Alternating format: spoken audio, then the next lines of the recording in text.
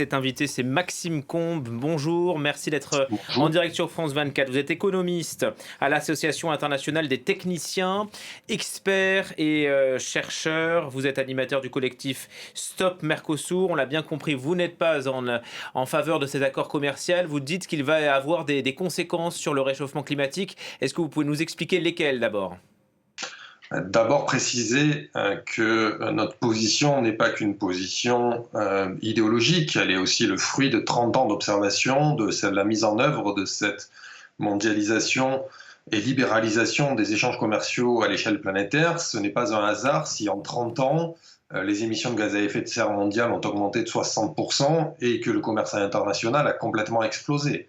Tout cela est lié et il est clair que le climat sera des grands perdants de cet accord de libéralisation du commerce entre l'Union européenne et le Mercosur, ne serait-ce que parce que l'on encourage du côté des pays du Mercosur les productions qui sont les plus nocives pour l'environnement, comme ça vient d'être dit, mais également du point de vue de la déforestation. Il faut savoir que plus de 50% des émissions de CO2 du Brésil sont liées à son système agricole, au changement d'utilisation des terres, donc à la déforestation, et toutes les études, que ce soit celles de l'Union européenne ou les études qui ont été faites, y compris en France par des économistes et autres, ont montré que cet accord de libre-échange allait augmenter la déforestation en encourageant ces productions qui dépendent de la déforestation pour voir le jour, et ce faisant augmenter les émissions de gaz à effet de serre. Et de l'autre côté, du côté européen, cet accord encourage la production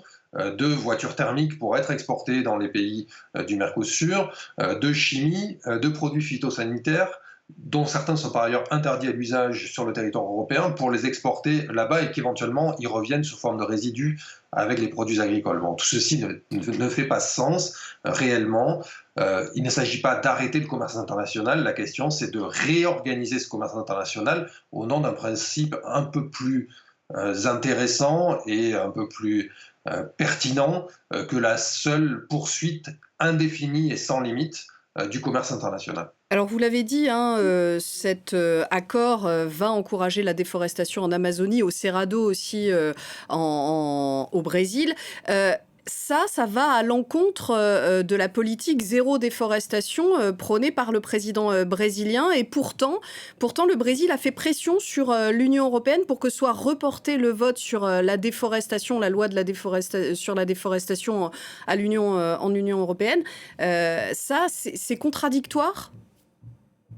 Mais il y a une position du gouvernement brésilien qui est effectivement difficile et qui est liée à la situation politique au Brésil, qui vient de sortir de 4 ans de bolsonarisme et où Lula n'a pas les coudées franches dans sa majorité.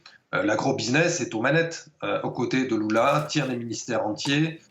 Et donc du coup, oui, la position du Brésil, la position du gouvernement Lula est contradictoire.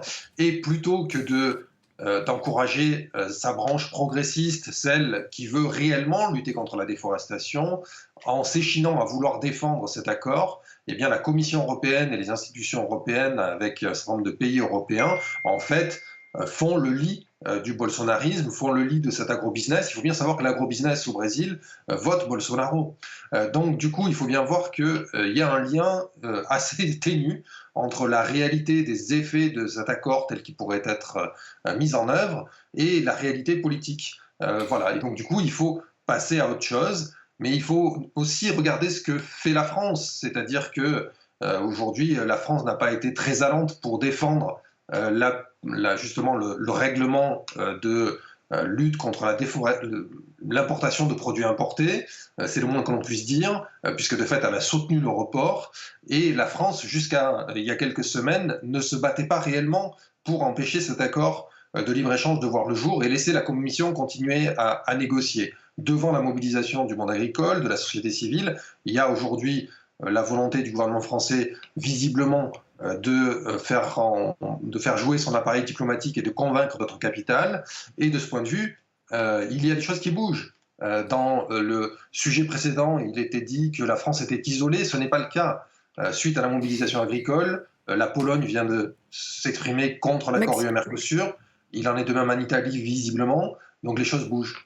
Maxime Combe, juste très rapidement, hein, je vais me faire l'avocat du diable. On a entendu que l'Union européenne avait besoin du lithium extrait dans les pays du Mercosur pour faire sa transition écologique pour les batteries des voitures, les éoliennes, les panneaux solaires.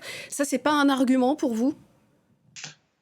Mais il est tout à fait possible d'imaginer des relations approfondies, y compris pour s'assurer qu'il y ait une transition verte à la fois dans les pays européens, mais également dans les pays du Mercosur, avec effectivement la mise à disposition de matières premières quand c'est nécessaire. Mais dans ce cas-là, il faut que les pays de l'Union européenne mettent à disposition les technologies vertes et lèvent les brevets sur les technologies vertes pour que les pays du Mercosur aient accès à ces technologies-là et puissent même utiliser le lithium qu'ils extraient sur leur territoire pour développer cette industrie. Et ce n'est pas ce que prévoit cet accord de libre-échange qui, de fait, les empêche de faire cela. Donc, en fait, il y a une aspiration un peu néocoloniale dans la mainmise sur les matières premières qui doit être mise en œuvre à travers cet accord de libre-échange. Ce n'est pas du tout l'approfondissement de relations géopolitiques solidaires, équitables et qui nous font progresser collectivement vers le mieux-disant social, environnemental, écologique, climatique. Merci beaucoup Maxime Combe.